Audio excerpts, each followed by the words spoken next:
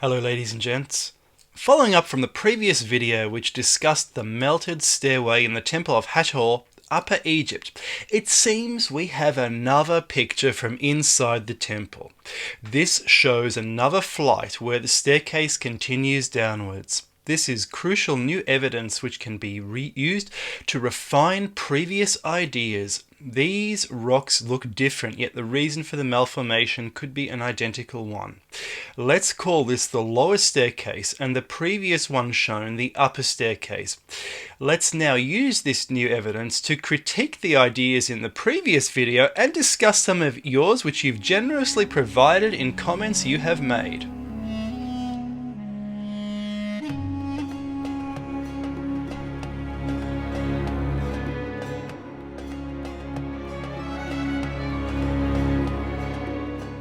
Of course, there are many explanations. I requested comments at the end of the last video and boy did we get them. I read through your amazing comments. Many of you agreed with the drip drip stalagmite theory, limestone of the same colour as the temple reconstituting over the sandstone staircase. A couple of you said it must be simply erosion from footsteps and nothing more. For me, the most unsatisfying explanation of all time, as this does not explain build-up in other places. If it was only footsteps, why is the volume of material in the upper staircase at least somewhat unchanged and, from a visual explanation, merely warped into a different position? Much of it should have been eroded away, disappeared, swept out of the temple. Now, maybe more than half of commenters said, yes, it looks like flow. Some said, yes, possibly like flowing water caused it. Now we're getting somewhere. Others said something like flowing magma or acid might be the explanation, and many still favoured the Alchemist explanation.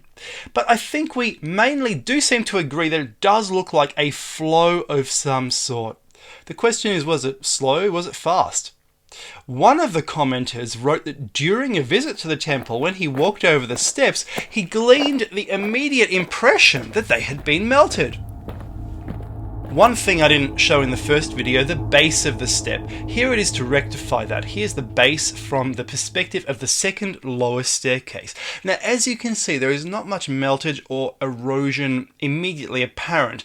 Most of the flow seems to have stopped, pulling on the stair above instead, where I suppose previous erosion on the step had left a depression which allowed this. Let's talk a little about Occam's razor. Now, a few people said, well, it must be only footsteps, because that's the most likely thing that's happened here, therefore Occam's razor. Look, Occam's razor is a medieval invention. It just means what is not in my experience is unlikely to be true. Scientific papers do not use Occam's razor. I don't think it's a good way of... I don't think it means anything, because it means something different to different people of different skill levels. Now, I do think we have a real mystery on our hands here, but let's address their argument. Footsteps. Number one. I have to say that under the microscope, sandstone does basically look like shiny wet sand, and this is basically what it is. Sand which is glued together. So footsteps could well have pushed and pressed the staircase into a different shape, giving the appearance of melt. I'm concerned that erosion usually means missing material, which you don't suddenly pick up and somehow press into another part of the rock, however. Weird. So let's look at three more reasons for what does seem to be melting, and why they are not reasonable in the light of the new evidence, the lower stair.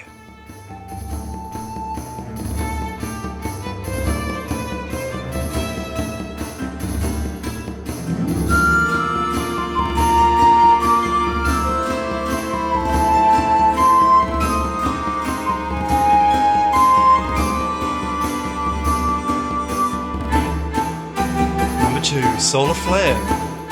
Obviously, we don't know if Dr. Robert Shoch's style of solar flare could reach around a corner to impact this second stair, but let's say that it can. Robert Shoch, in his most recent book, championed the idea of solar flares periodically striking Earth, a periodic disaster known as a plasma catastrophe. This plasma, the fourth state of matter, he theorizes regularly erupts from the sun, ending civilization. He calls the period of about 10,000 BC to about 4000 BC the time of the re-emergence of civilization, an SIDA or solar-induced dark age. He uses this to explain vitrification seen in Scotland and elsewhere. Frankly, I'm skeptical, seeing no reason lightning couldn't have done the same thing. Or even ball lightning. Why call on the sun? I'm actually a little surprised that Robert Shoch, usually being so careful, though himself a maverick, would advocate this. I'm empirical, I want to see evidence of it happening right now before we even go there, so who knows? One commenter wrote that the rays of the sun spill over the area which has been melted.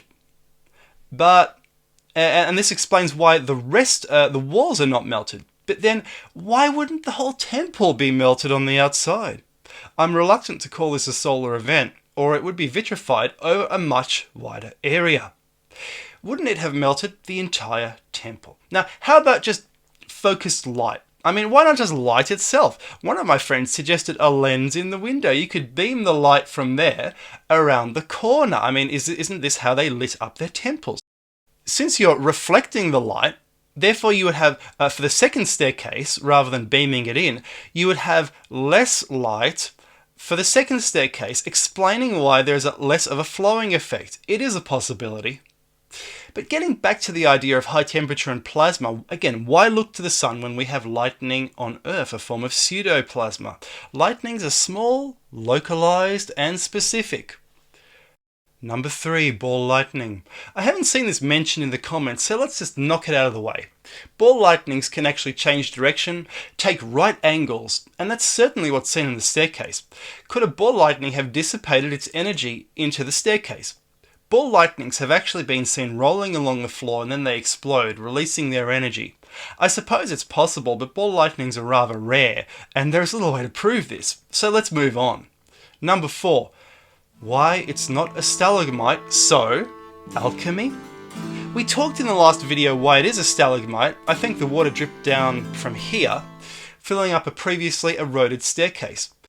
I still think it's a good reason, but several of you, and one in particular, gave a great explanation as to why it isn't. So let's look at the reasons. Someone said, if it's a desert, where's the rain? Well, how do you know the historical rate of rainfall? You don't. Records are very recent. Furthermore, do you think they built an enormous complex where they would have to walk down to a river all the time to get water? Was there no plumbing? Priests were buried close to kings and lived like kings. What about a burst pipe? A spring underneath whose control is lost, rising through the building and water seeping through the stones where pipes used to be? What about well water? Evaporating and recondensating and dripping down. But on the contrary, where is the associated stalactite, which should be adhering to the ceiling? I don't know. Maybe it's just been knocked off, but maybe there is a trace there. Even trying to burn down the temple wouldn't really cause the temperatures required to do this. How about a thermite accident or thermite experiment? Thermite is just aluminum and iron oxide dust. Aluminum is often used in thermite, but it doesn't have to be. To our knowledge, the Egyptians didn't have thermite because they didn't have aluminum, but the Alchemist does remain a possibility. Now, the solar theory seems to have been knocked out of contention.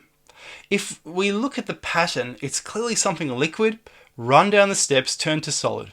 We need a very high temperature for this. Was slag from a blast furnace poured over the steps? That could be the one. Slag which they instead wished to pour into, say, the joints between the stones, as in Peru and Egypt, elsewhere in Egypt, and they wished to use this melted slag elsewhere in the temple for construction purposes, and they just happened to spill it on the steps.